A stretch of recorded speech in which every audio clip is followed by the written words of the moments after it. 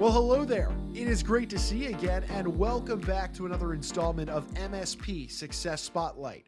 I'm your host and moderator, Ryan Ruff, and this here is the show where we bring you extraordinary managed service providers to discuss a handful of different topics related to the IT solutions and cybersecurity spaces. We want to learn, really those secret sauce, if you will, of what allows these managed service providers to kind of separate themselves from the pack and really provide a fantastic service to the clients that they work with. And boy, do we have a great guest teed up for you today. Today, we're super thrilled to have Mr. Craig Rabe, president of First Class Networks, aboard with us today for another conversation surrounding cybersecurity. But before we bring Craig on, I just have a few notes that I want to share about Craig. Craig, yes, he is the president of First Class Networks, but additionally, Craig's going to be featured in a special edition of the MSP Success magazine, so be sure to be on the lookout for that. But additionally, Craig is going to be releasing a book on cybersecurity, big focus on cybersecurity here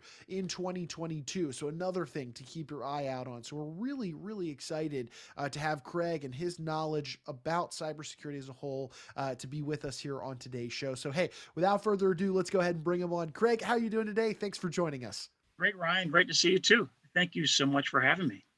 No, absolutely, Craig. Appreciate you being here with us. I get it. You're president of company. You're getting pulled in a million different directions, but we appreciate you carving some time out of your day to be with us here on the show. Look, Craig, we're going to be diving deep into cybersecurity, your work within this space, your thoughts on where it's going. But really, I think it'd be helpful for our audience if we zoom out a little bit. Why don't you set the scene for us a little? Tell us really what got you into this business in the first place and where your passion for cybersecurity and IT solutions really stems from.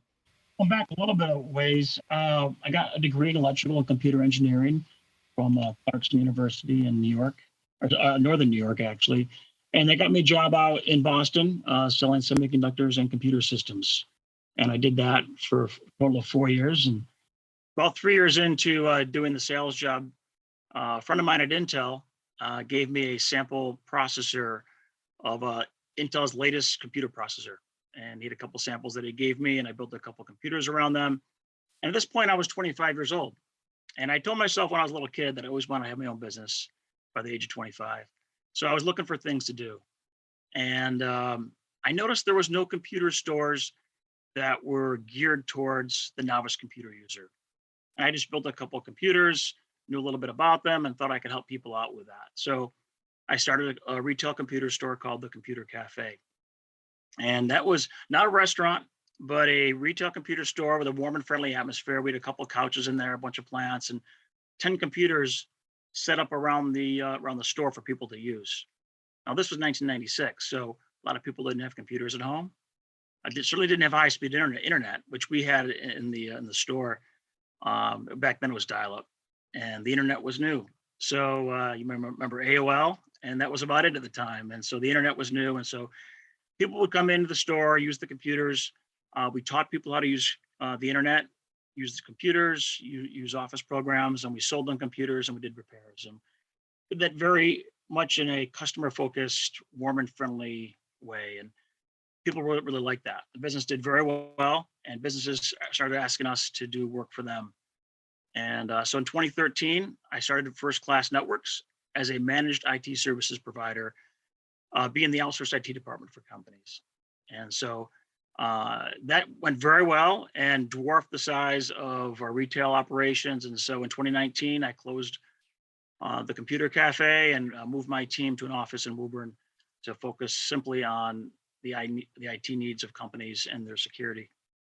Craig, I love that. Coming from the Computer Cafe, really a customer centric experience and business that you ran there. Obviously, your relationships with your clients had to be top notch for the business to succeed and thrive.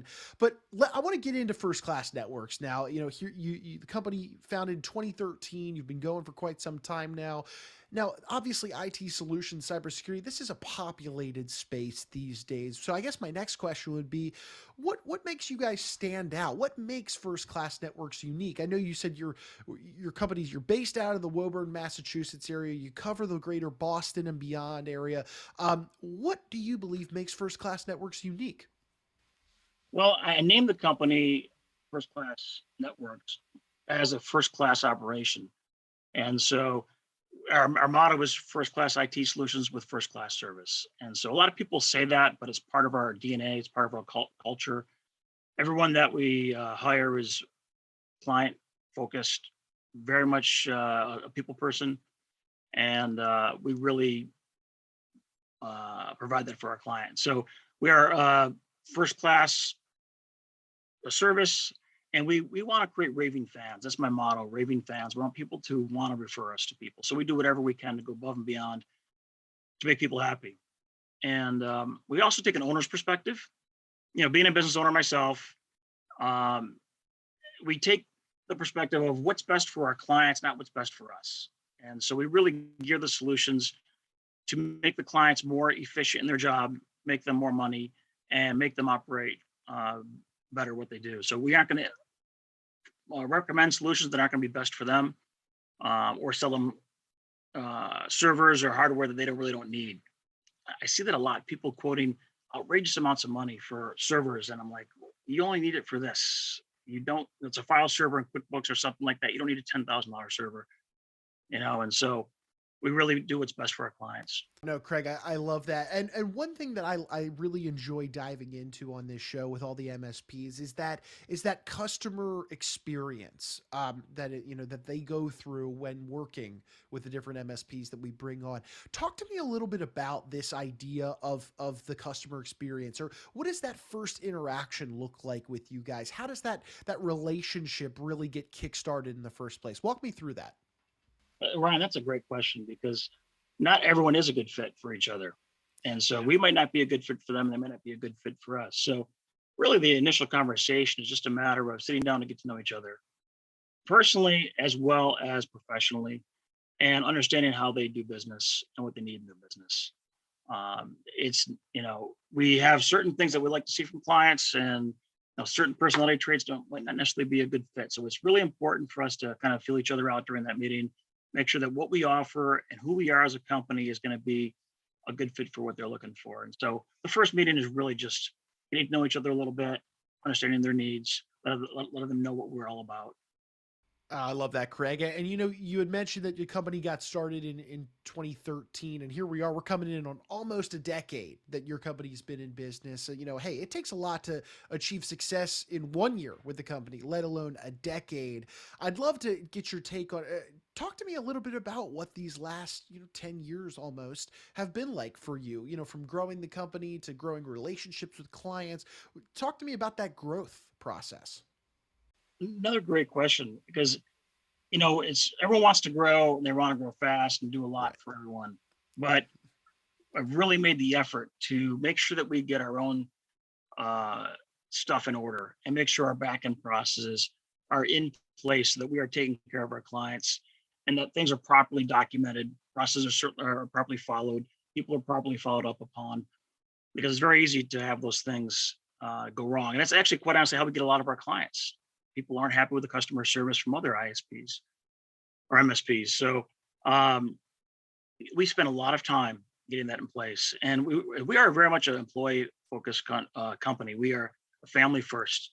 Family comes first in our company. I don't want people working long nights and weekends. Um, if they need to take time off, they take time off. So we're really employee focused in that respect. We've taken great efforts to make sure our back end is in place before we grow, and we're not going to take on new clients that we can't handle. So, and we're actually overstaffed too. We've got more technicians than a typical managed services provider is our size. Um, when I look at the metrics comparing them to other people, we're a little overweighted in our techs, but that's where I want it to be. We want to be able to be very responsive for our clients, and so we've taken great efforts to build that out, just to make sure our clients are happy. And as we grow, we can handle that growth, and our clients will continue to be happy throughout that process.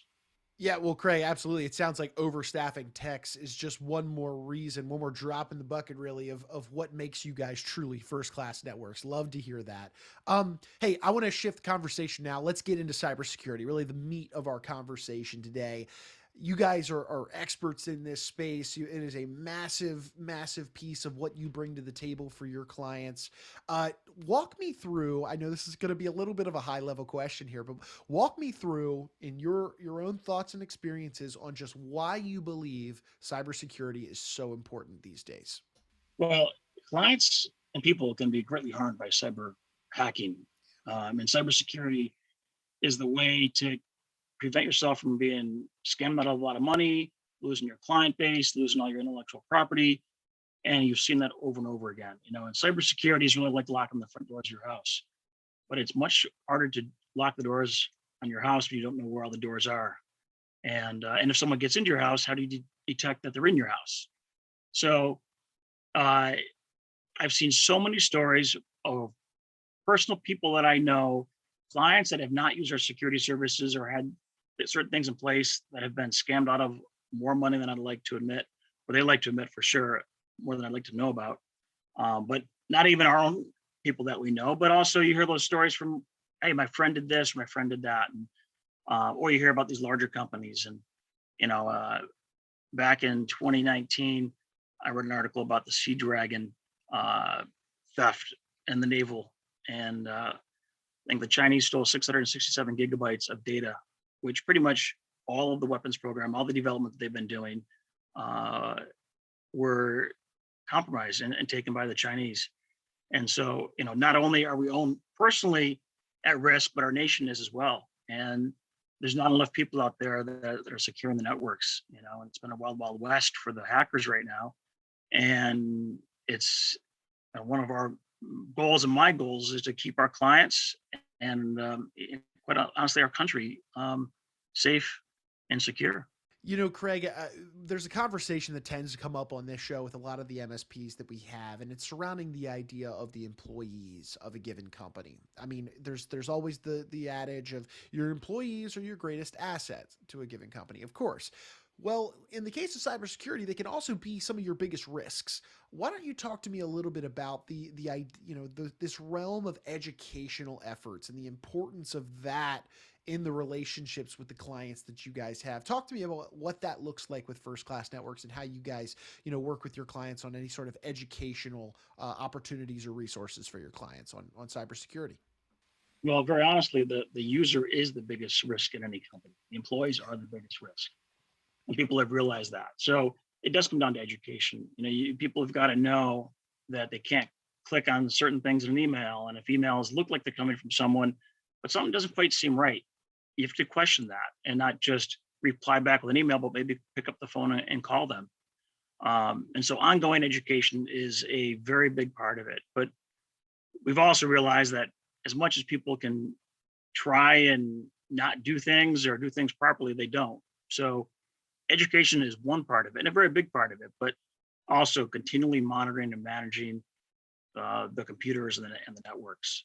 The hackers are very smooth at circumventing a lot of things that are in place. And so we've actually spent about 3 years building out our security stack to get all the tools in place that we feel are places of risk and where people can be compromised. And most recently, we continually add to that too, because things keep popping up. The hackers keep finding new ways to hack companies and people. So Yeah. we're continually adding to our stack. We've done a very good job of that right now. But even email is a very big thing that people get hacked on, and so you have to monitor that to see if someone's put in a forwarding rule in there to forward the emails, and getting alerts and all sorts of things. So Craig, cybersecurity, this whole conversation, boy, is it ever evolving. I mean, just take a look at the last 10, 20 years that we've experienced in terms of a technological growth that we've all seen,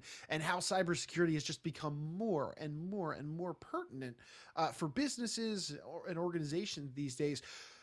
Talk to me a little bit about what you think the future of cybersecurity looks like, especially as we continue to see new technological innovations, new systems, new processes come out. What's the future look like for us? well, it's interesting because there are a lot of what I see the future of cybersecurity being is already happening now. And since we're in the business, we kind of see that stuff happening now, but it hasn't been only reached out to the general population yet. But everyone's at risk. That's the biggest thing. And even like two-factor authentication, which should be required on everything, especially email, even there's ways to hack that too. And so you've got to be, even with two-factor authentication, realize that there's still an opportunity for you to be compromised with the two-factor. But it is, not only is it not just for everyone has those options, or they're at risk. It's not a matter of if you get hacked, it's when if you get hacked. And actually, that's the title of my new book, If Not When. Because people, one way or the other, they're going to be compromised. And whether there's antivirus or the firewall, people will circumvent those things. So you need to have things in place to realize when someone is sitting on your computer, lurking on there, and looking at everything that you're doing. And so you have to not only have those basic things in place like firewall and antivirus, but you have to have other tools in place to continually monitor other parts of the program that could be that a hacker could take advantage of. And so it's the things that you don't see also. So ransomware is a big thing. The email, compromising the email, intercepting emails.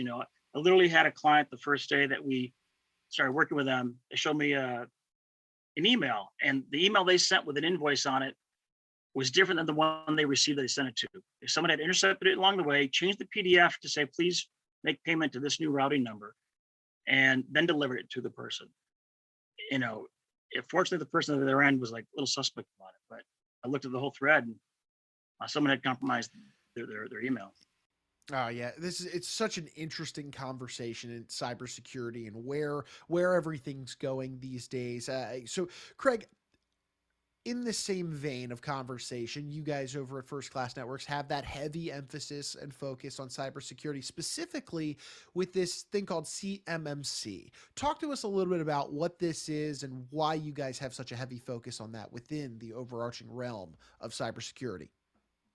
Well, the CMMC is the framework that the government has put together to make sure that their industrial base is protected. Right now it has been a self-reporting, take care of your own IT needs, and they realize that people aren't doing what they should be doing, or maybe what they are saying they're doing. So it's a framework of education, as well as making sure that people have the proper cybersecurity tools in place. So it's just being rolled out now. It's actually paused by the government for a little bit, but it's really the framework for making sure that the industrial base for the Department of Defense is properly secure. Yeah, and in that same vein, Craig, why don't you tell us a little bit about why you believe cybersecurity is really important for CMMC in the first place? Well, cybersecurity, the CMMC is all about cybersecurity. And so, it's just important that it could be someone as little as food vendor might be compromised one way or the other, but they're shipping food out to a certain location that maybe the troops are going to be located at.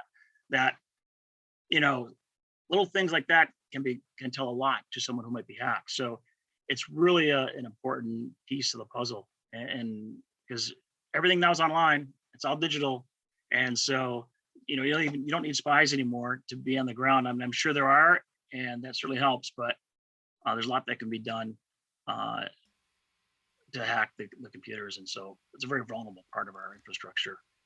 Craig, I appreciate you, kind of peeling back the curtain and sharing your thoughts on really where cybersecurity is going, and obviously its role within CMMC for us today. But Craig, we've thrown a lot at our audience today. You had mentioned, you guys have been in business since 2013. You're based out of the Woburn, Massachusetts area. You cover the greater Boston and beyond area.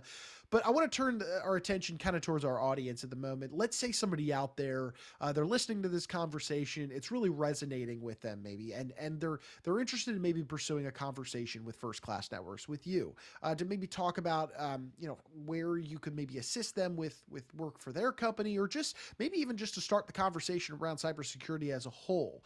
If anybody out there is interested in reaching out to you and your team over at First Class Networks, what would you say is the best way they could go ahead and get in touch with you guys to maybe start that conversation and get that ball rolling? They can certainly reach out to us on our website, firstclassnetwork.com. But we're also offering, for anyone who's interested, a cybersecurity assessment. It's a level 1 security assessment. And, I'm really passionate about people just being secure. So whether they have a current IT provider in-house or they have a current managed services provider doing their IT work, it's a third-party assessment to see where they stand, if they have any holes that might be needing to be filled, and if their current solution is providing the proper security solutions for them. So we're offering this up for people who are interested. It's the 20-minute, very low risk and like low impact. Essentially, doesn't require any admin privileges. Your IT people don't even need to know. It's a small little program that's run on the computer to get a lot of details. But there's also a few questions and answers involved with the whole process. It just takes about 20 minutes, but we're offering that up for everyone. And something that many people might not know is cybersecurity is going to be required for insurance. We're seeing that over and over again. Our clients are calling us, hey, my insurance company's needing this and this and this, and it all comes down to cybersecurity. So that's going to be a norm going forward, and we're certainly happy to help them out with that. But this assessment will help them if their insurance company is asking for certain information. Alrighty, awesome, Craig. And of course, hey, if you're interested in that level 1, security assessment, we'll put the link up, down low on the bottom of the screen for you. You can reach out to Craig and his team to maybe get that process rolling. But look, Craig, hey, as we're bringing our conversation to a head here today, any final thoughts really on First Class Network, cybersecurity as a whole, just anything else you want to leave our audience to consider today? As well regarding cybersecurity, like I mentioned before, it's a little bit of not if but when, and it's a lot of it is you don't know what you don't know. And someone asked me once, "How do you know you didn't get hacked?" And I didn't have an answer for that.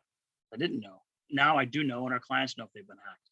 But at the time, I didn't know. So, if you don't have those things in place, it's important to have them in place. We're happy to help you out, give you any kind of advice that we can to make sure that you're secure. And there's a lot of great MSPs out there that are doing the job. We'd love to talk to you to see if we can help you out with anything you need. Thank you, Craig. Appreciate you. Thanks for carving again some time out of your day to be with us. We'll let you go ahead and get back to running your company. But again, we appreciate your wisdom, your insights that you shared with us today, and looking forward to maybe having you back on the show down the road. Ryan, thank you so much. I really appreciate you talking with me today. I really enjoyed it. Thank you.